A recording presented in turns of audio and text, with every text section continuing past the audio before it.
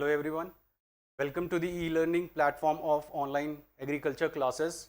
So again we are back with our classes.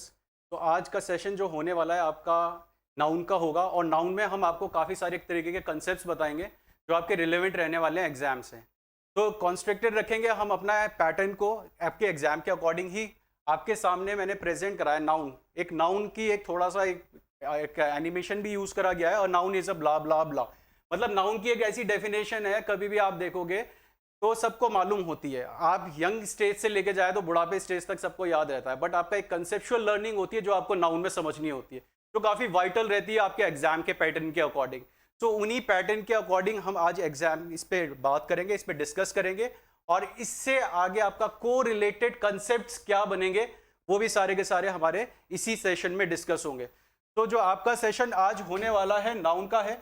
Noun में एक understanding मैं आपको स्टार्टिंग में ही दे देता हूं कि अभी आने वाले टाइम में जब हम एरर्स करेंगे तो एरर्स सारे के सारे बेस किस में रहने वाले हैं, आपके नाउन पे रहेंगे. और इसीलिए जो नाउन का सेशन होता है अगर हम जनरल लेके जाए तो एटलीस्ट कम से कम नहीं तो हमारे 15 डेज 20 डेज लग जाते हैं, क्योंकि ये सारे इलोंगेटेड चैप्टर्स हैं.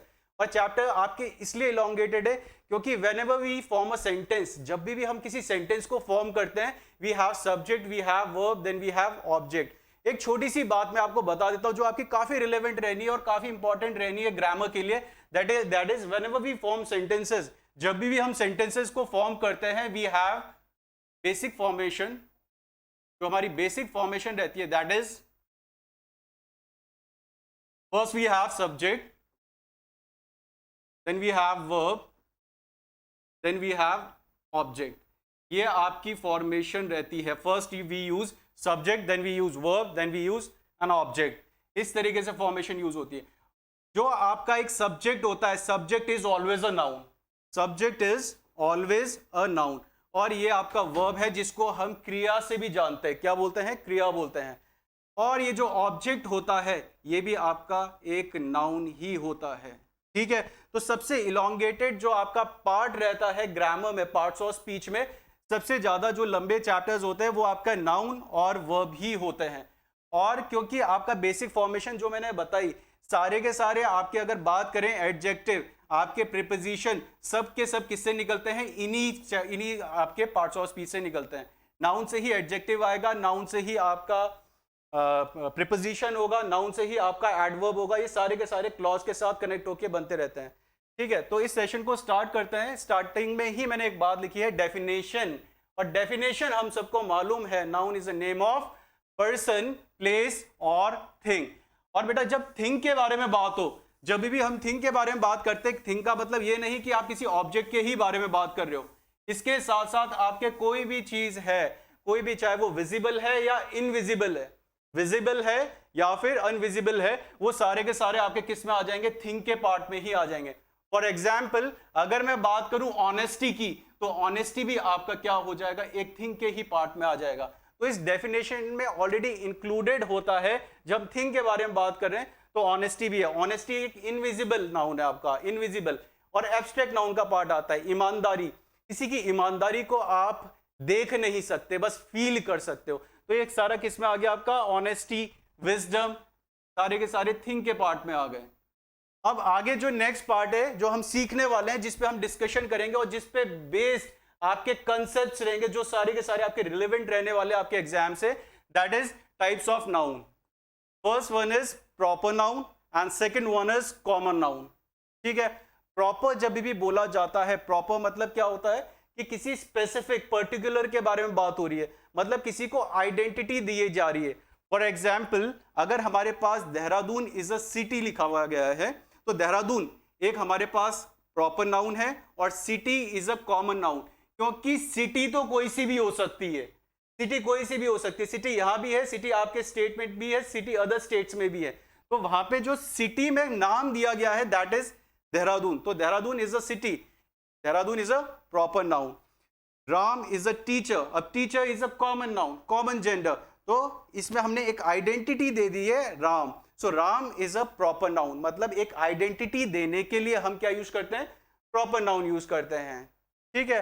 और जब किसी कैटेगरी के बारे में बात हो रही होगी, ये आइडेंटिटी देने के लिए होगा. और आपका कॉमन नाउन कॉमन नाउन आपका कैटेगरी के लिए होगा।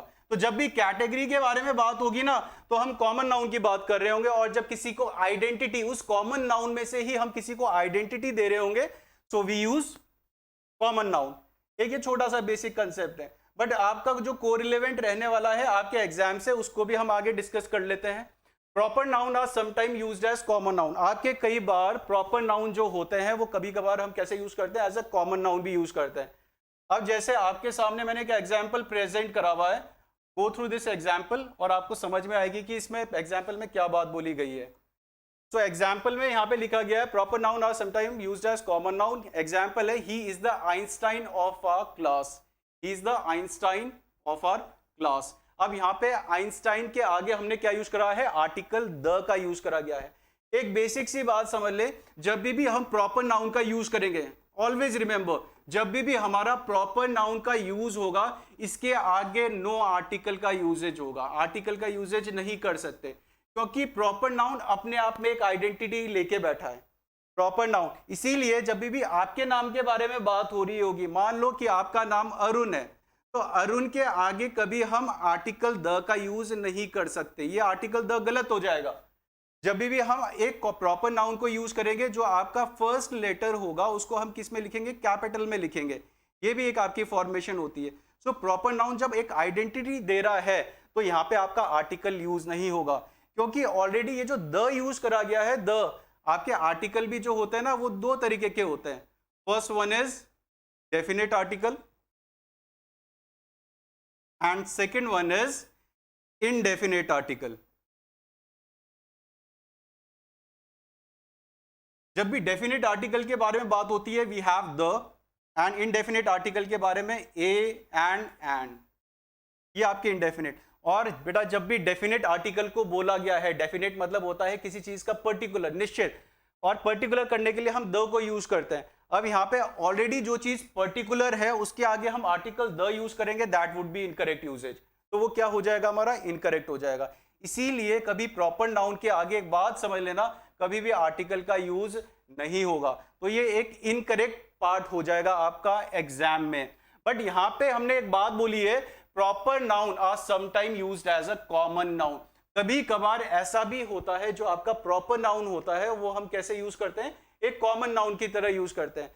फॉर एग्जाम्पल, अगर मैं आप सबके सामने एक बात बोलता हूं कि अगर हमारी क्लास के बारे में बात हो रही है और हमारी क्लास में एक मोदी जी बैठे हुए, अगर मोदी जी के बारे में बात बोली, इसका मतलब ये नहीं कि वो मोदी जी आ गए, प्राइम मिनिस्टर नरेंद्र मोदी जी आ गए। यहाँ पे जो बात बोली गई है कि मोदी जी कोई पर्सन है, उसको आइडेंटिटी दे दी है हमने, कैसी, एज अ कॉमन नाउन। मतलब क्या है, वो मोदी जी की तरह बोलता है, मोदी जी की तरह बात करता है, तो ये डिफरेंस आ जाता है। तो वहां पे हम क्या यूज कर रहे हैं, एज अ कॉमन नाउन। अब इसी एग्जाम्पल में जब हमने यहाँ पे लिखा he is the Einstein of our class, pictorial representation भी है, ये हमारे आइंस्टाइन है। तो यहाँ पे कोई पर्सन अगर हमारी क्लास में आइंस्टाइन बोल दिया, मैंने अपनी क्लास में किसी बच्चे को आइंस्टाइन बोल दिया, दैट डजंट मीन कि वो आइंस्टाइन आ गए, कि दोबारा से अपनी कब्र से उठे और कब्र से उठ के यहाँ पे आ गए। दैट मीन्स यहाँ पे जो बात बोली जा रही है कि उस पर्सन के अंदर आइंस्टाइन वाली क्वालिटीज है। क्या है, आइंस्टाइन वाली क्वालिटीज है। और जब क्वालिटीज के बारे में बात होगी, इन दैट केस कॉमन नाउन को भी हम कैसे यूज कर, प्रॉपर नाउन को भी हम कैसे यूज कर सकते हैं, as a common noun use कर सकते हैं। तो यहाँ पे ये जो आइंस्टाइन को यूज करा गया है, तो ये कैसा है, as a common noun use करा गया है। So we have here common noun, ये कॉमन नाउन की तरह यूज करा गया है। अब इसको आइडेंटिफाई करने के लिए हम ये चीज भी समझ सकते हैं कि यहाँ पे हमारे पास एक आर्टिकल है, क्या दिख रहा है आप सबको, आर्टिकल, और ये मैंने अभी थोड़ी देर पहले ही बताया आपका डेफिनेट आर्टिकल है। अब यहाँ पे डेफिनेट आर्टिकल इसलिए यूज कर दिया क्योंकि कॉमन नाउन के आगे आप आर्टिकल का यूज कर सकते हो, but not in front of proper noun. तो ये बात आपको हमेशा अपनी कंसिडरेशन में रखनी है कि अगर प्रॉपर नाउन है तो आर्टिकल का यूज नहीं होगा, अगर कॉमन नाउन है so in that case you can use article. Next, Chopta is the Switzerland in India. अब नेक्स्ट जो एग्जाम्पल है, इसमें चौपता एक जगह है, चौपता देहरादून में ही एक बहुत ही अच्छी प्लेस है, एक रीजन है जहां पे टूरिस्ट काफी आते हैं, और जो जिसकी ब्यूटी जो है ना वो स्विट्जरलैंड जैसी है। अब इसका मतलब ये नहीं कि चौपता स्विट्जरलैंड के बारे में बात हो रही है, स्विट्जरलैंड को ऐसे बोला गया है कि एज अ कॉमन नाउन, जैसे स्विट्जरलैंड में नेचर है, पेड़ है, टूरिस्ट प्लेसेस है। सो वैसे ही आपके चौपता है तो चौपता में भी बिल्कुल वैसा ही वेजिटेशन है जैसा कि स्विट्जरलैंड में है। So Chopta is the Switzerland in India, इस तरीके से हमने यूज किया है और इसीलिए आर्टिकल द का यूज कर दिया है। इन केस अगर हम स्विट्जरलैंड के बारे में बात कर रहे होते, इन केस अगर हम आइंस्टाइन के बारे में बात कर रहे हैं, उनके रिसर्च के बारे में बात कर रहे हैं, तब वहां पे हमारा आर्टिकल का यूज नहीं होगा। बट इन केस अगर हम इसको कॉमन नाउन की तरह यूज करेंगे तो वहां पे हम आर्टिकल का यूज कर सकते हैं। ठीक है, अब मैं दो एग्जाम्पल और आपके सामने प्रेजेंट करता हूं। इन एग्जाम्पल को भी ध्यान से देखिए, दो एग्जाम्पल है और इनको समझने की कोशिश करना, ये मीनिंग क्या डिस्प्ले कर रहे हैं। There is a tiger in the class. Next example is there is tiger in the class. So we have two examples here. हमारे सामने दो एग्जाम्पल है। there is a tiger in the class, there is tiger in the class. दोनों cases में हमने क्या use करा है, टाइगर को यूज करा है। अब क्वेश्चन ये आता है कि कौन सा सेंटेंस इसमें करेक्ट होगा और कौन सा सेंटेंस हमारा इनकरेक्ट होगा। अगेन आपकी अंडरस्टैंडिंग पे बेस्ड आ चुका है। अब ध्यान से समझना, यहाँ पे अगर हमने बोला there is a tiger in the class, मैं यहाँ पे बोलूंगा ये सेंटेंस सही है। और अगर मैं इस सेंटेंस को बोलूं there is tiger in the class, to some context it is correct but it is incorrect, finally it is incorrect. वो इसलिए इनकरेक्ट हो जाएगा क्योंकि जब यहाँ पे हमने आर्टिकल ए को देखा तो हमें मालूम चल गया कि टाइगर को कैसे यूज करा गया है, एज अ कॉमन नाउन। मतलब हमारी क्लास में एक शेर आया, शेर है हमारी क्लास में, क्या है, एक शेर है। So there is a tiger in the class. But in the next example there is tiger in the class, यहाँ पे हम इसको यूज करने का जो कोशिश कर रहे हैं वो as a proper noun use कर रहे हैं। बट ये प्रॉपर नाउन का फंक्शन नहीं कर रहा है, क्योंकि अगर प्रॉपर नाउन का ये फंक्शन कर रहा होता तो इसके आगे जो फर्स्ट लेटर है वो कैप्स में होता, वो कैपिटल में होता। इसीलिए आपका टाइगर कैसा बन जाएगा, इस तरीके का टाइगर बन जाएगा और सेंटेंस आपका करेक्ट हो जाएगा। There is tiger in the class. इस समय ये जो टाइगर है ये वो जंगल वाला टाइगर के बारे में बात नहीं हो रही है। इस समय जो ये टाइगर है इसका मतलब है किसी पर्सन के बारे में बात हो रही है। मान लेते कि हमारी क्लास में ना टाइगर श्रॉफ आ गया, तो टाइगर श्रॉफ आ गया तो हमने क्या बोला, there is tiger in the class, कि हमारी क्लास में कौन है, एक टाइगर है। But in the first example we have a tiger. So यहाँ पे टाइगर को कैसे यूज करा गया है, as a common noun use करा गया है। ठीक है, अब देखो ना, अगर आप किसी टाइगर को देखते हो या आपने दूसरा टाइगर देखा, तीसरा टाइगर देखा, आपने किसी को आइडेंटिटी तो दी नहीं, तो वो किस में आएगा, आपका कॉमन नाउन में आएगा। अगर आप काऊ को देखते हैं तो दूसरी काऊ भी सारी की सारी काऊ ही है, आपने कोई नाम नहीं दिया है उसे, तो वो भी आपका किस में आ जाएगा, कॉमन नाउन में आ जाएगा। अगर लायन के बारे में भी बात करें तो लायन भी आपका किस में होगा, कॉमन नाउन में होने वाला है। तो एक अंडरस्टैंडिंग कैसी चल रही है, आपके अकॉर्डिंग चल रही है, और एग्जामिनर ने कैसे पूछा है वो आपके लिए काफी इंपॉर्टेंट रहता है, क्योंकि एग्जामिनर कभी भी आपके कंसेप्ट्स को, आपकी अंडरस्टैंडिंग को जंबल मैनर में यूज कर सकता है, क्योंकि मल्टीपल मीनिंग होते हैं वो कैब्स के, और मल्टीपल मीनिंग होते हैं एक वर्ड के, तो वो समझना बहुत जरूरी है। यहाँ पे a tiger as a common noun use करा गया है, और इन द नेक्स्ट एग्जांपल यहाँ पे जो टाइगर को यूज करा गया है that is a proper noun. इस समय ये हमारे पास क्या है, किसी पर्सन के बारे में बात हो रही है। Right now we are talking about a person, क्योंकि कैपिटल लेटर है, कोई आर्टिकल नहीं है। But in the first example we have an article. जब आर्टिकल है तो हमें मालूम चल गया किसके, कॉमन नाउन के बारे में बात हो रही है। आई होप ये चीजें, ये पॉइंट्स, जो कंसेप्ट्स मैं आपके सामने प्रेजेंट कर रहा हूं, आप सबको समझ में आ रहे हैं। नेक्स्ट पॉइंट में चलते हैं। Next point is collective noun. अब थोड़ी सी कलेक्टिव नाउन के बारे में भी बात कर लेते हैं। कलेक्टिव नाउन, जब भी कलेक्टिव के नाउन के बारे में बात होगी, वो किसको रिप्रेजेंट करेगा, एक कलेक्शन को रिप्रेजेंट करने वाला है, एक समूह को रिप्रेजेंट करेगा। एक कलेक्शन को, एक समूह को रिप्रेजेंट करेगा, तो हम क्या यूज करते हैं, कलेक्टिव नाउन यूज करते हैं। अब कलेक्शन के लिए जैसे काफी सारे लोग हो जाएंगे, अगर काफी सारे लोग खड़े हुए हैं तो हम क्या बोलेंगे, क्राउड बोल देते हैं। काफी सारे लोग खड़े हुए हैं तो हम क्या बोल देते हैं, मॉब बोल देते हैं। बट डिफरेंस इन दोनों में ये हो जाएगा, ये वाले थोड़े दंगाई होंगे, ये लड़ाई करने वाले होंगे, और ये लड़ाई करने वाले नहीं होंगे। ये इन जनरल सेंस यूज करा गया है। Next one is jury. Jury बोला जाता है collective body, collective deciding body, मतलब जो कलेक्शन में बात करी जा रही है डिसाइडिंग बॉडी की। जैसे एक पिक्टोरियल रिप्रेजेंटेशन है आप सबके सामने, यहाँ पे ये जो एक पर्सन बैठे हुए, ये सारे लोग बैठे हुए, ये क्या है, जूरी है। ये सारे के सारे क्या है, जूरी। मतलब कि एक कोर्ट में ऐसे इस तरीके से पर्सन बैठे हुए हैं और उनके सामने केस प्रेजेंट किया गया है, वो डिसाइड करते हैं। तो मतलब क्या, इनके समूह को, इनके कलेक्शन को जो डिसाइड करते हैं उसको क्या बोला जाता है, जूरी बोला जाता है। Next is committee and next one is army. अब एक एग्जाम्पल प्रेजेंट है आपका कलेक्टिव नाउन की अंडरस्टैंडिंग पे बेस। अब example is the jury is anonymous in its decision.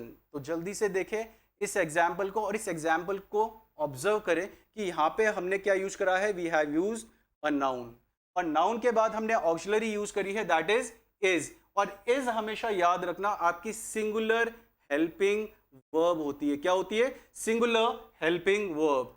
इसके बाद यूनानिमस लिखा हुआ है। यूनानिमस मतलब होता है एक मत होना, सर्वसम्मत होना। जब सारे के सारे पर्सन अग्री करते हैं ना, मान लो सारे के सारे पर्सन अग्री कर रहे हैं, वहां पे बोल रहे कि नहीं कि इस पर्सन के बारे में बात हो रही है और ये पर्सन इनोसेंट है, ये भी पर्सन बोल रहे हैं, ये भी पर्सन, सारे के पर्सन ये बोल रहे हैं, तो इस समय क्या होगा, यूनानिमस होगा। उसका मीनिंग क्या होगा, यूनानिमस होगा, सर्वसम्मत होगा इन इट्स डिसीजन। अब ये हमारे पास जो प्रोनाउन यूज हुआ है, सिंगुलर यूज हुआ है। कौन सा प्रोनाउन है, सिंगुलर प्रोनाउन है।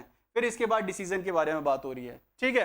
अब नेक्स्ट एग्जाम्पल में आ जाते हैं। नेक्स्ट एग्जाम्पल में again we have jury, but jury के साथ इस समय हमने क्या यूज कर दिया है, प्लूरल हेल्पिंग वर्ब।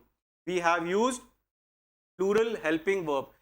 बट पहले हम यूनानिमस के बारे में बात कर रहे थे, right now we have undivided. मतलब ये क्या हो चुके हैं, अलग अलग हो चुके हैं। अलग अलग मतलब क्या, इनकी अलग अलग आइडेंटिटी है। ये बोल रहे हैं कि नहीं वो इनोसेंट है, ये बोल रहे हैं कि नहीं है, ये बोल रहे हैं हमें मालूम ही नहीं है कि किसके बारे में बात हो रही है। इन देयर, अब यहाँ पे ये जो देयर है ये हमारे पास प्लूरल प्रोनाउन है। कौन सा प्रोनाउन है, that is plural pronoun.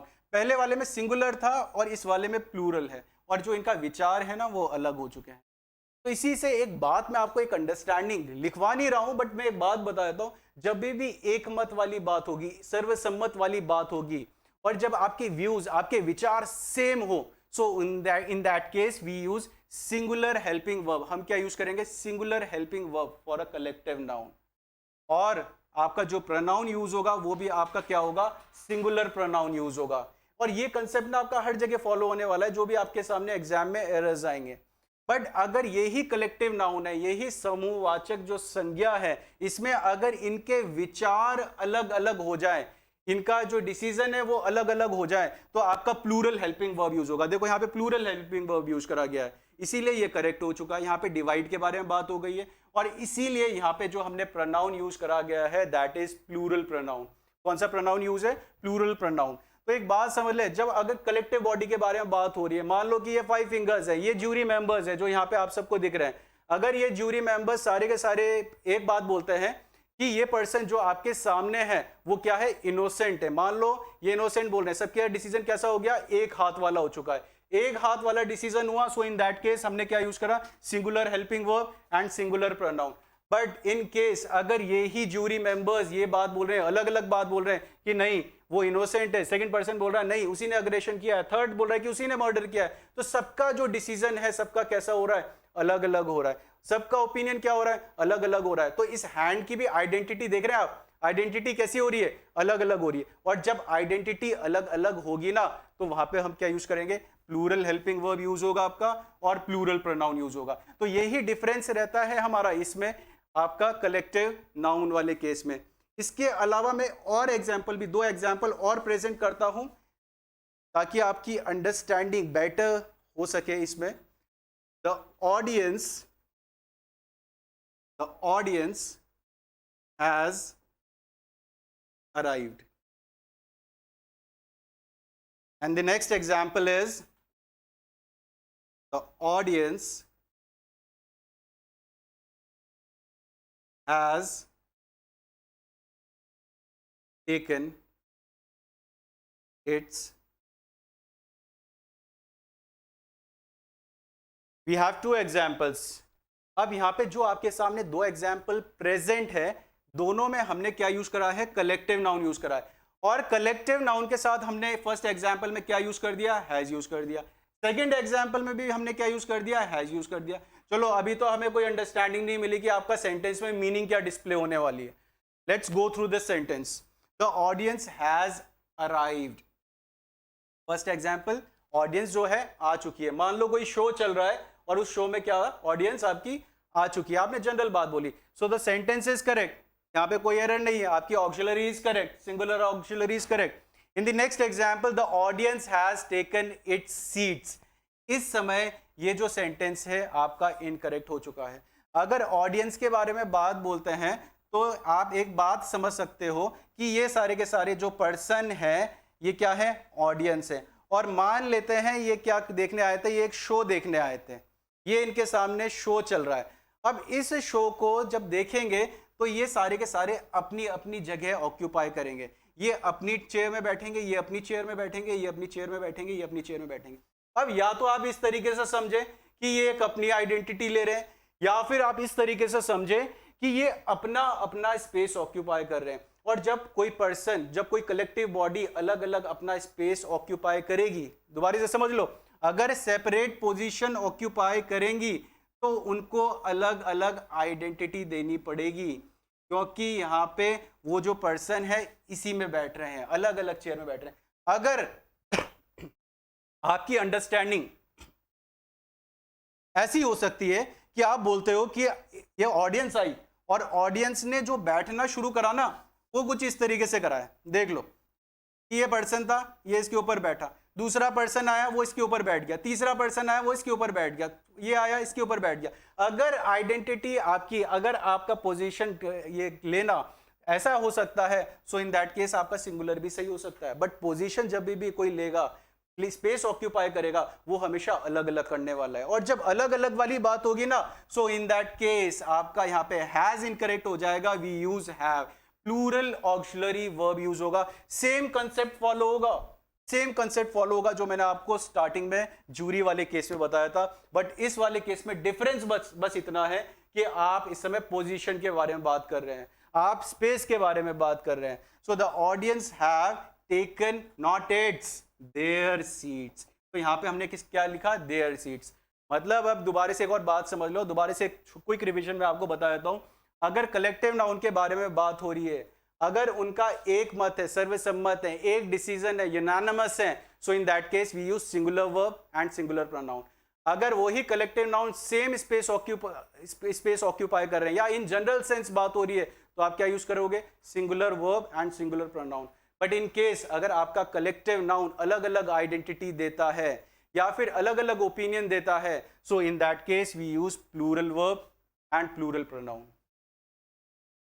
I hope ये जो बात मैंने आपको सिखाई आप सबको समझ में आई है। अब हम नेक्स्ट पॉइंट में आते हैं।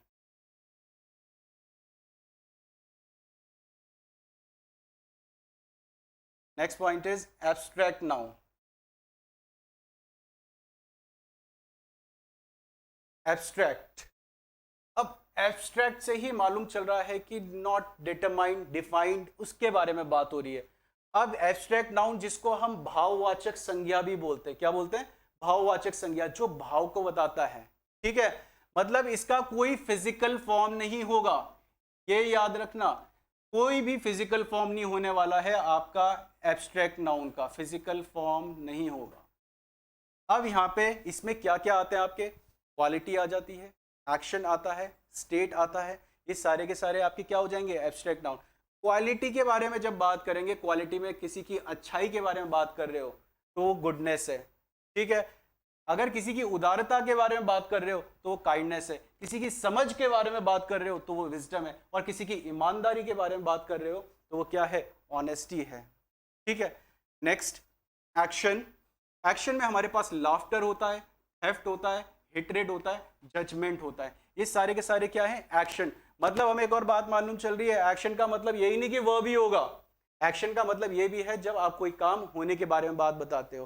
किसी का हंसना, हंसना भी आपका क्या हो सकता है, एक नाउन हो सकता है और एब्स्ट्रैक्ट नाउन हो सकता है। आप बोलते हो मुझे उसका हंसना पसंद है, उसका हंसना पसंद है। अब ये जो हंसना है हमने वर्ब की तरह तो नहीं बोला कि मैं हंस रहा हूं, उसका हंसना पसंद है। जो हंसना पसंद है ना, तो वो हंसना हमने कैसे यूज करा है, as a abstract noun use करा है। अब एक बात आपको हमेशा याद रखनी है, अगेन बहुत ही इंपॉर्टेंट कंसेप्ट है, बहुत ही इंपॉर्टेंट अंडरस्टैंडिंग है। एब्स्ट्रैक्ट नाउन है, अगर एब्स्ट्रैक्ट नाउन में गुडनेस ले ली हमने, इसको ले लिया, काइंडनेस को ले लिया, लव को ले लिया, ये सारे के सारे क्या आ जाते हैं आपके एब्स्ट्रैक्ट नाउन हो जाते हैं। क्या एब्स्ट्रैक्ट नाउन को हम काउंट कर सकते हैं? क्या एब्स्ट्रैक्ट नाउन काउंट हो सकते हैं? No, we can never count an abstract noun. कभी एब्स्ट्रैक्ट नाउन का हम काउंट नहीं, अनकाउंटेबल्स होते हैं। और अगर एब्स्ट्रैक्ट नाउन के बारे में बात हो रही है ना, एक बात समझ लो, अभी समझ लो, वो आगे तक आपके लिए आसान रहेगा। अगर एब्स्ट्रैक्ट नाउन के बारे में बात हो रही है या फिर अनकाउंटेबल नाउन के बारे में बात हो रही है, दोनों के आगे आर्टिकल्स का यूज कभी नहीं होगा, वो कभी भी प्लूरलाइज नहीं करे जाएंगे, कभी भी हम लव्स नहीं बोलेंगे, कभी भी हम ऑनेस्टीज नहीं बोलेंगे, कभी भी हम विजडम्स नहीं बोलेंगे, कभी भी हम काइंडनेस, तो काइंडनेस ही है, ऑलरेडी प्लूरलाइज ही लग रहा है, बट इसमें कभी विजडम्स नहीं होगा, कभी ऑनेस्टीज नहीं होगा, कभी लव्स नहीं होगा। अगर किसी स्टूडेंट को लग रहा है नहीं सर लव्स भी होता है, तो वो एज अ वर्ब यूज करा गया है, इस बात को भी समझना है। एज अ वर्ब अगर आप बोलते हैं शी लव्स हर मदर, इस एग्जाम्पल में लव्स बनाया गया है एज अ वर्ब, बट अगर मैं ऐसे लिखूं love is present everywhere, love is present everywhere, इस सेकंड एग्जाम्पल में लव को एज अ नाउन यूज करा गया है। इस वाले जब वर्ब को यूज करेंगे तो वर्ब में गो का गोज बन जाता है, वैसे लव का लव्स बन गया, but in the next example यहाँ पे लव को जो यूज करा गया है it is used as a noun. और जब नाउन है तो नाउन के आगे कभी ऐसे इस तरीके से एब्स्ट्रैक्ट नाउन के आगे कभी हम एस का यूज नहीं करेंगे, वो गलत हो जाएगा। ना ही प्रॉपर नाउन के आगे कभी आप एस लगाते हो। अगर किसी का नाम राम है तो राम्स नहीं बोल सकते, किसी का नाम जैकी है तो जैकीज नहीं बोल सकते, किसी का नाम गौरव है तो गौरव्स नहीं बोल सकते। वैसे एब्स्ट्रैक्ट नाउन है, एब्स्ट्रैक्ट नाउन में भी सेम क्या है, अगर लव है तो वो लव्स नहीं होगा, विजडम है तो विजडम्स नहीं होने वाला है, जजमेंट है तो जजमेंट्स नहीं होगा। ठीक है, तो एक बेसिक सा मैंने एक कंसेप्ट बता दिया आपका, इसके साथ कभी आर्टिकल का यूज आपका नहीं होगा और ना ही इसको हम प्लूरलाइज करेंगे। ये जो मैं बातें बोल रहा हूं ये आप साथ साथ नोट करते रहे क्योंकि काफी इंपॉर्टेंट है, कंसेप्ट हैं ये आपके। नेक्स्ट एक्शन में मैं आपको बता चुका हूं, next one is state, childhood, death, poverty, youth, ये सारी की सारी क्या है, स्टेज हैं, स्टेट हैं। तो यहाँ पे जब भी इनके बारे में बात होगी तो ये भी अगेन प्लूरलाइज नहीं होंगे, इनके आगे कभी एस का यूज नहीं होगा, डेथ्स नहीं होगा, पॉवर्टीज नहीं होगा, यूथ्स नहीं होगा, ये सारे के सारे इनकरेक्ट हो जाएंगे और ना ही इनके आगे आर्टिकल का यूज होगा। ये बात समझे, आर्टिकल का भी यूज नहीं करने वाले हैं, ना ही प्लूरलाइज करने वाले हैं। और वन मोर थिंग, कई कभार ऐसे केसेस भी आएंगे जिसमें आर्टिकल का यूज होगा, बट वो आपको आने वाली क्लासेस में जो आपके एरर या फिर एमसीक्यूज का पार्ट होगा उसमें कवर करवाए जाएंगे। इसके अलावा the name of the subjects, the name of the subjects arts, science, grammar, chemistry, ये भी आपका किसका, एब्स्ट्रैक्ट नाउन का पार्ट है। मतलब जब भी आर्ट के बारे में बात होगी, साइंस के बारे में बात होगी, ग्रामर के बारे में बात होगी, केमिस्ट्री के बारे में बात होगी, फिजिक्स के बारे में बात होगी, ये सारे आपके सब्जेक्ट्स हैं और सब्जेक्ट है तो एब्स्ट्रैक्ट नाउन है। इनके आगे भी कभी आर्टिकल का यूज नहीं होगा। अगर एग्जाम में इनके आगे आर्टिकल मिलते हैं तो वो गलत हो जाएगा, वो हमेशा गलत हो जाएगा। बट समझने वाली बात यह है कि कभी कभार हम देखते हैं कि आर्टिकल का यूजेज भी होता है। अब आर्टिकल का यूजेज अगर मैं बताता हूं आपके सामने, मैं इस तरीके से एक एग्जाम्पल लिखता हूं, द मैथ्स, अगर इसका मैं कुछ एग्जाम्पल प्रेजेंट करता हूं आपको, नेक्स्ट स्लाइड में करते हैं।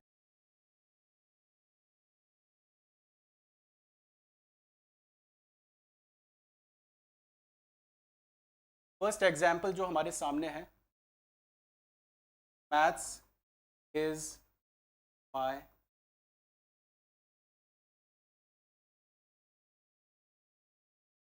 Mathematics is my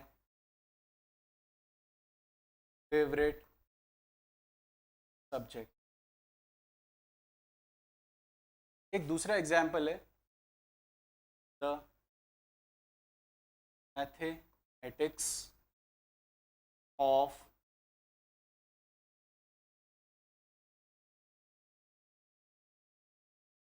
Anshu sir fabulous. अब यहाँ पे देखो दो तरीके से मैथमेटिक्स को यूज करा गया है।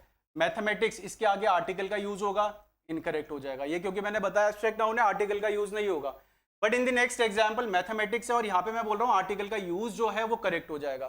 दोनों में डिफरेंस है, दोनों में डिफरेंस है। फर्स्ट एग्जाम्पल में मैथमेटिक्स एज अ होल के बारे में बात हो रही है कि मैथमेटिक्स जो है वो आपका क्या है, फेवरेट सब्जेक्ट है।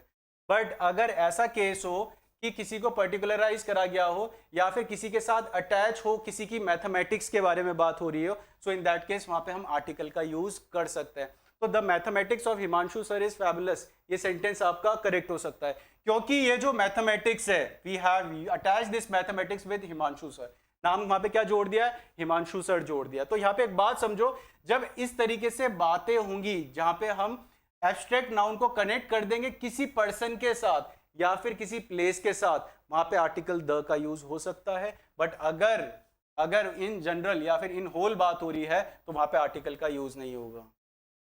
Same goes for these one, quality, action और स्टेट। अगर इनके बारे में भी हम बात कर रहे हैं, अगर इनके बारे में बात हो रही है और अगर हम बात कर रहे हैं कि इन जनरल बात कर रहे हैं, जैसे मैं बोलता हूं, एक सेंटेंस है, the honesty is the best policy. The honesty is the best policy. अब यहां पे जब मैंने एक एब्स्ट्रैक्ट नाउन को यूज करा है तो आपके दिमाग में उसी टाइम आ जाना चाहिए, सर यहां पे द लिखा हुआ है, द इनकरेक्ट है, क्योंकि ऑनेस्टी एक एब्स्ट्रैक्ट नाउन है, तो इसके आगे आपका आर्टिकल यूज नहीं होगा, ना ही ऑनेस्टीज बोलेंगे। एक दूसरा एग्जाम्पल बोलता हूं, द ऑनेस्टी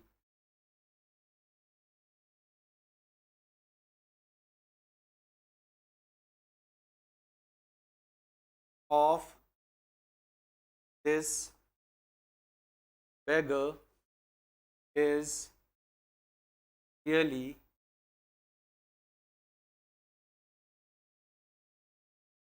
commendable। कमेंडेबल मतलब सराहनीय, प्रशंसनीय, उसके बारे में बात हो रही है। यहाँ पे ऑनेस्टी को हमने किसके साथ जोड़ दिया है, एक बेगर के साथ। यहाँ पे ऑनेस्टी जो जुड़ी है किसके साथ जुड़ी है, एक बेगर के साथ। और जब किसी पर्सन के साथ एब्स्ट्रैक्ट नाउन को कनेक्ट किया जाए तो आर्टिकल का यूजेज जो होता है ना वो करेक्ट हो जाता है। बट अगर एब्स्ट्रैक्ट नाउन का इन जनरल सेंस बात हो रही है, so in that case there is no usages of article along with them, तो वहां पे आर्टिकल का यूज नहीं होगा। तो यही आपका डिफरेंस रहता है इन दोनों में। Coming to the next part,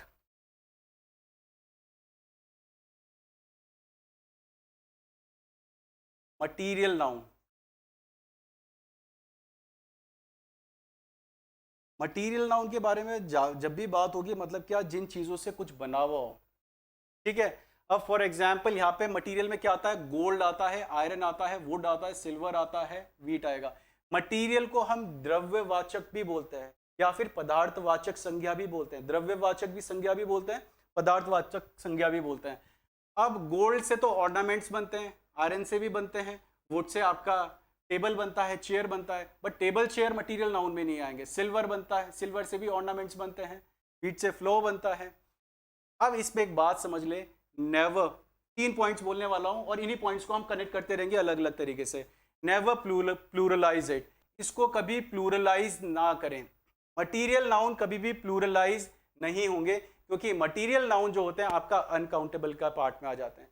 कभी आप गोल्ड्स नहीं बोलोगे कि यार मैं ना, इसकी शादी हो रही है, मैं ना गोल्ड्स खरीदने जा रहा हूं, गोल्ड्स इज इनकरेक्ट। कभी आप सिल्वर्स नहीं बोलने वाले हो, सिल्वर्स इज इनकरेक्ट। कभी आप वुड्स नहीं बोलने वाले हो, वुड्स इज इनकरेक्ट। हाँ, आने वाली क्लासेस में मैं ये जरूर बताऊंगा कि जब आप वुड्स बोलोगे तो वुड्स का मतलब अलग हो जाएगा। जैसे अगर आप वुड बोलते हो तब तो लकड़ी के बारे में बात हो रही है, बट अगर आप वुड्स बोलते हो तो आपका जंगल के बारे में बात हो रही है। दोनों में मीनिंग डिफरेंस है। अगर आयरन है तो आयरन मतलब लोहा है, बट कभी आप आयरन्स नहीं बोल सकते। अगर आयरन्स बोल रहे हो तो इस समय आयरन्स का मतलब क्या है, बेड़ियों के बारे में बात हो रही है, जंजीरों के बारे में बात हो रही है। मतलब प्लूरलाइज कर रहे हो, पहले तो प्लूरलाइज नहीं होंगे, अगर प्लूरलाइज हो सकते हैं तो मीनिंग चेंज कर देंगे, और मीनिंग चेंज करेंगे तो ये अपने आप में एक अलग नाउन है और ये अपने आप में एक अलग नाउन है, और ये भी अपने आप में एक अलग नाउन है जिसका मतलब लकड़ी है, और ये भी अपने आप में एक अलग नाउन है जिसका मतलब जंगल है। Next point, generally takes singular verb and never precedes an article. मतलब इनके आगे भी सेम बात बोली गई है कि जो आपका वर्ब यूज होगा वो कौन सा यूज होने वाला है, सिंगुलर वर्ब यूज होगा, और इनके आगे भी एब्स्ट्रैक्ट नाउन की तरह आर्टिकल का यूज नहीं होगा। और आर्टिकल यूज होगा तो उसका भी मैं आपको बता देता हूं किस तरीके से यूज करने वाले हैं। सेम तरीके से ही होगा अगर मैं बोलता हूं गोल्ड के बारे में बात हो रही है और मैंने बात बोली gold is a precious metal, और दूसरे वाले एग्जाम्पल में मैंने बात बोल दी गोल्ड के बारे में ही बात बोल रहा हूं, बट मैंने यहां पे एक आर्टिकल का यूज कर दिया, द गोल्ड ऑफ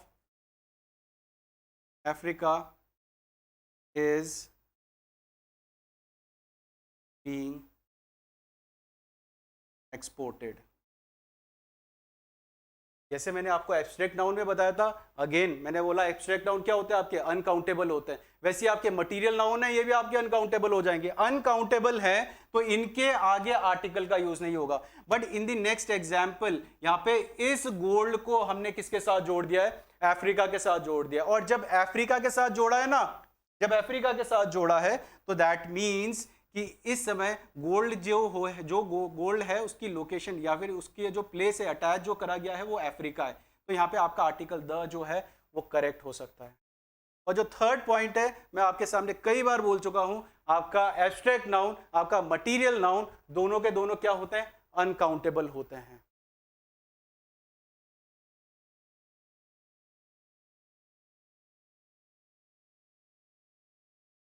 अब चलते हैं हमारे नेक्स्ट पॉइंट में, क्योंकि ये पॉइंट्स आपके सारे इंपॉर्टेंट है। अभी आने वाली क्लास में आपके एमसीक्यूज होंगे, आपके एरर्स होंगे, सारे के सारे इन्हीं पे बेस्ड होंगे। करवाने को आज हम सेशन में वो एरर्स को भी इंट्रोड्यूस कर सकते थे, बट एरर्स को इसलिए इंट्रोड्यूस नहीं करा, जब तक बेसिक कंसेप्ट क्लियर नहीं होंगे तब तक कहीं ना कहीं प्रॉब्लम रहेगी समझने में। क्योंकि अगर नाउन को अगर चलते हुए चले ना तो नाउन में कम से कम 15 दिन लगेंगे, और 15 दिन लगेंगे तो आपके तो एग्जाम में काफ़ी पीछे छूट जाओगे। तो बेटर यह है कि पहले बेसिक्स को क्लियर करेंगे, फिर जो आपको एरर्स करवाए जाएंगे उन्हीं में से रूल निकाल के आपके सामने प्रेजेंट होंगे। तो नाउन का हम नेक्स्ट पार्ट में आते हैं, फर्दर क्लासिफिकेशन।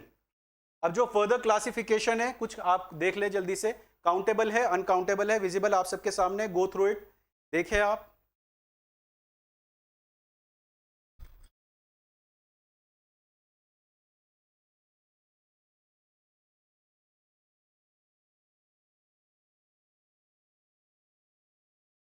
काउंटेबल, अब काउंटेबल नाउन है boy, book, sister, Apple, stars, doctor, ये सारे के सारे काउंटेबल है।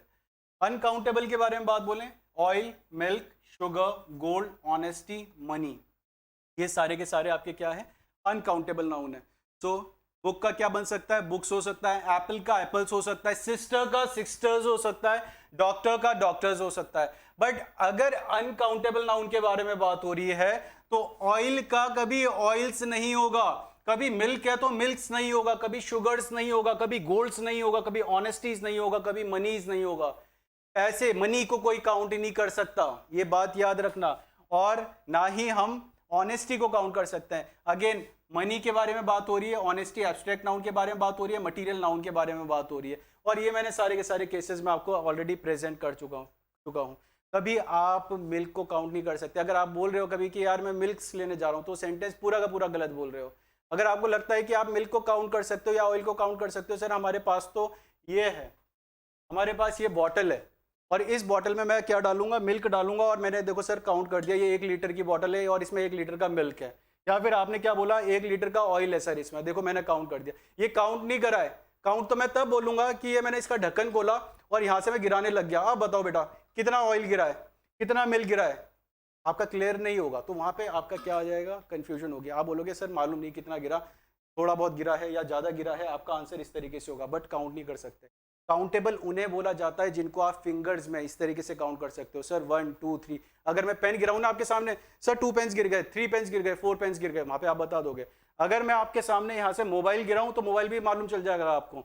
बट अगर यहाँ पे ऑयल गिराया जाए, मिल्क गिराया जाए, वाटर गिराया जाए, तो वहाँ पे आप उसको काउंट नहीं कर सकते। और जिन भी चीज़ों को आप फिंगर्स में काउंट नहीं कर सकते ना, तो वो आपका क्या हो जाएगा, अनकाउंटेबल।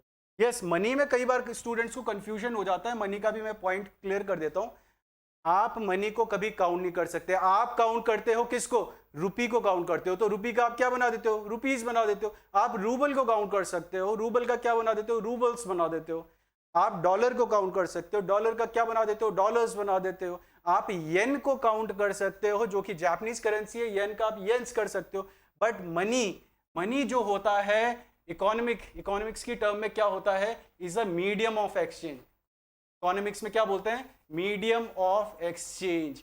एक विचार है, एक मीडियम है जिससे हम क्या करते हैं, आदान प्रदान करते हैं। आप किसी को पैसा देते हो, आपके पास क्या आता है, एक ऑब्जेक्ट आता है। आप मोबाइल खरीदने गए, आपने पैसा दिया और आपके पास क्या आया, मोबाइल आया। It's a medium of exchange, money is medium of exchange. आप करेंसीज को काउंट करते हो, करेंसीज क्या होती है, आपकी रुपीज होती है, आपका रूबल होता है, आपका येन होता है, ये सारी की सारी क्या है, आपकी करेंसीज है। तो करेंसीज काउंट होती है। इसके अलावा स्टार्स है, स्टार्स भी आपका किस में आता है, काउंटेबल में आता है, तो काउंटेबल का पार्ट है। अब कईयों को ये लग रहा होगा कि सर स्टार्स भी अनकाउंटेबल है, कि हम तो काउंट नहीं कर सकते। बट अगर मैं आपको बोलूं कि आप उन्हीं स्टार्स को किसी छन्नी के अंदर से देखें, मान लो कि ये आपके सामने आसमान है और इस आसमान में तारे हैं। मैंने बोला कि अच्छा एक काम करो कि ये रही आपके सामने छन्नी, इस छन्नी से देखो और इस छन्नी से काउंट करने की कोशिश करो कि कितने तारे हैं आसमान, आप इजीली काउंट कर लोगे। बट अगर मैं यहीं से बात बोलूं कि यहाँ पे एक पर्सन खड़ा हुआ है और ये पर्सन यहाँ से क्या गिरा रहा है, ऑयल गिरा रहा है, बेटा आप काउंट करके दिखाओ, आप काउंट नहीं कर पाओगे। तो मतलब एक बात है, एक बात समझ लो आप, कि जो चीज़ें आप फिंगर्स में काउंट कर सकते हो वही आपकी काउंटेबल है। ठीक है, नेक्स्ट पॉइंट में आते हैं। इनके साथ, काउंटेबल नाउन के साथ आप सिंगुलर वर्ब भी यूज कर सकते हो, प्लूरल वर्ब भी यूज कर सकते हो। देखो अगर बुक के बारे में बात हो रही है, बुक है तो आपका सिंगुलर वर्ब यूज होगा, अगर बुक्स है तो प्लूरल वर्ब यूज होगा। बट अगर आपका अनकाउंटेबल नाउन यूज हो रहा है तो इसमें हमेशा आपका क्या यूज होगा, सिंगुलर वर्ब ही यूज होने वाला है। Next point, article a and the can be use. Article a का भी यूज कर सकते हो काउंटेबल नाउन के साथ, आर्टिकल एन का भी यूज हो सकता है और आर्टिकल द का भी यूज हो सकता है। But in case of uncountable noun सिर्फ आर्टिकल द ही यूज होगा, सिर्फ आर्टिकल द का ही यूज करोगे। इसके आगे द ऑयल, द मिल्क, ये ही यूज कर सकते हो। बट इसमें आपका ए एंड द तीनों के तीनों यूज होने वाले हैं। नेक्स्ट पॉइंट में पहुंचते हैं without wasting our time.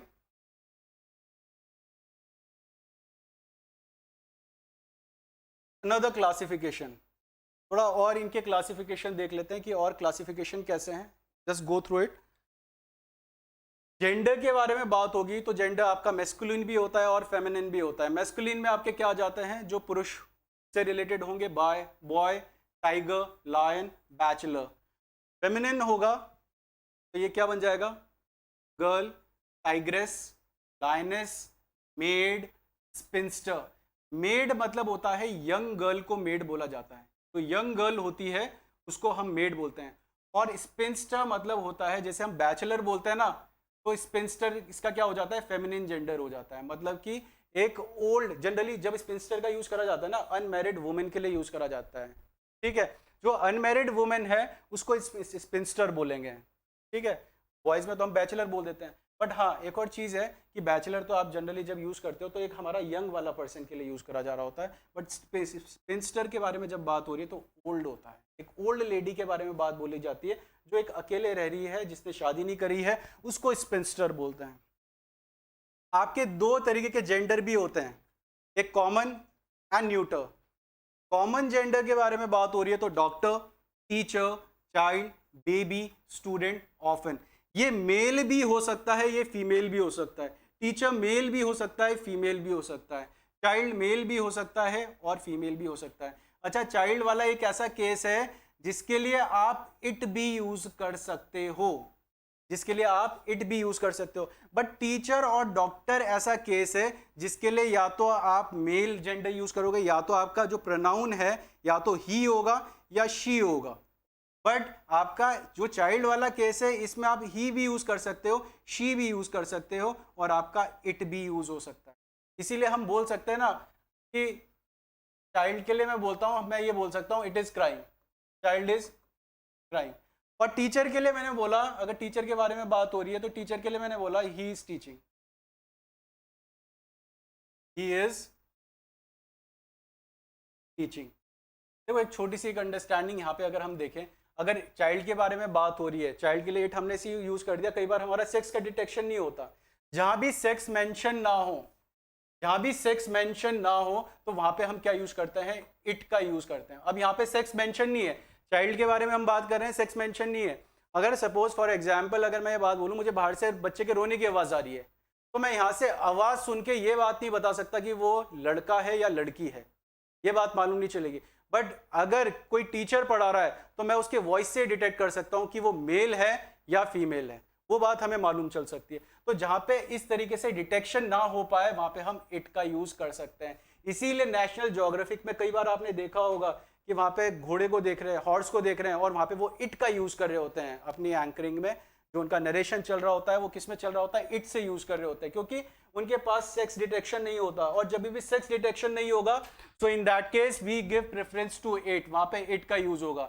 Teacher वाले केस में या तो हम ही का यूज करेंगे या तो शी का यूज करेंगे, क्योंकि we are clear about that कि या तो वो मेल होगा और या फिर फीमेल होगा। Next is neuter, neither, neither, या तो बुक, पेन, पेंसिल, बॉक्स।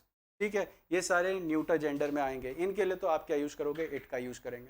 तो एक कॉमन अंडरस्टैंडिंग है जो आपको रखनी है, आपके नाउन से काफ़ी इंपॉर्टेंट है और काफ़ी रिलेवेंट रहने वाली है अभी आपकी आने वाली क्लासेस में। नेक्स्ट पॉइंट में आते हैं पर्सोनिफिकेशन से बात हो रही है। पर्सोनिफिकेशन को देख के घबरा मत जाना। पर्सोनिफिकेशन लिखा है objects with personification as if they were living being. Personification मतलब है मानवीयकरण, हिंदी में हम बोलते हैं मानवीयकरण। मानवीयकरण मतलब क्या, किसी को पर्सोनिफाई करा गया। पर्सन है ना, ये तो पर्सन है, अब पर्सन के बारे में बात हो रही है कि ये है पर्सन। बट अगर हम किसी ऑब्जेक्ट को पर्सोनिफाई कर दें, पर्सोनिफाई क्या, उसको कैसी आइडेंटिटी दे रहे हैं हम कि चल भाई ये पर्सन की तरह है। ठीक है, मान लो आप बोलते हो हिंदी में कि यार मौत उसके दरवाजे में खड़ी हुई है। अब मौत क्या, कोई पर्सन तो आई नहीं है। हिंदी में तो हम अपनी उसके गाथाओं के अकॉर्डिंग हम बोल देते हैं कि यमराज आ गए, बट किसी की मौत नहीं खड़ी हुई है। तो वहां पे डेथ जो है हमने उसको क्या कर दिया, पर्सोनिफाई करा हुआ है, पर्सोनिफाई करके बोलते हैं। So object with personification as if they were living being. और स्ट्रेंथ एंड वायलेंस, जब स्ट्रेंथ और वायलेंस होगा, जब भी किसी पावर के बारे में बात होगी, हिम्मत के बारे में बात होगी, वायलेंस दंगे के बारे में बात होगी, तो हम प्रेफरेंस, हम यूजेज किसका करते हैं, मैस्कुलिन जेंडर का। वहां पे हम यूज क्या करते हैं, मैस्कुलिन जेंडर। फॉर एग्जाम्पल जब भी द सन, सूरज के बारे में बात हो रही है, सन, तो वो आपका क्या हो जाएगा, masculine gender. Time masculine gender हो जाएगा, डेथ मैस्कुलिन जेंडर होगा, समर आपका मैस्कुलिन जेंडर होगा। तो time has proven his importance. यहाँ पे टाइम के साथ हमने क्या यूज करा है, प्रोनाउन, मेल प्रोनाउन यूज करा है, हिज यूज करा है। अगर हर होगा तो वो थोड़ा आपका गलत हो जाएगा।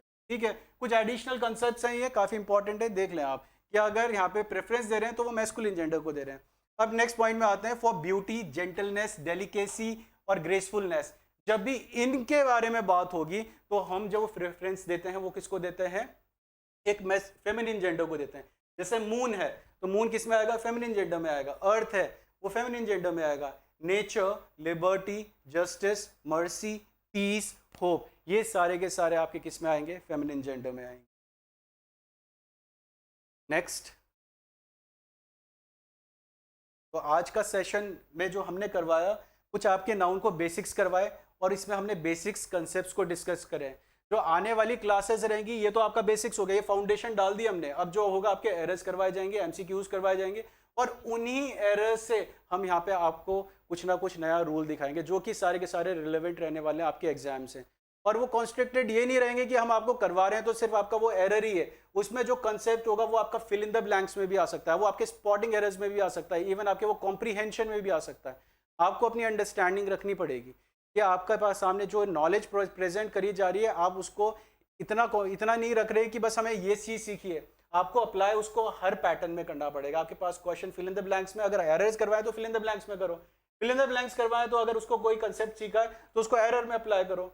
तो वो अप्रोच आपको लेके आनी पड़ेगी। एग्जाम क्वालिफाई करना इज नॉट अ हर्क्यूलियन टास्क, बस आपको अप्रोच समझनी है कि आपका एग्जाम किस तरीके से, आपका पैटर्न किस तरीके से, आप जो भी चीज़ें सीख रहे हैं आप उसको अप्लाई कर पा रहे हैं नहीं कर पा रहे हैं।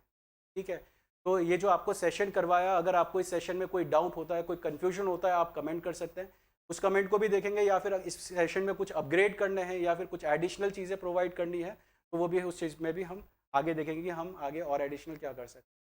So that's all for today everyone. Have a nice day.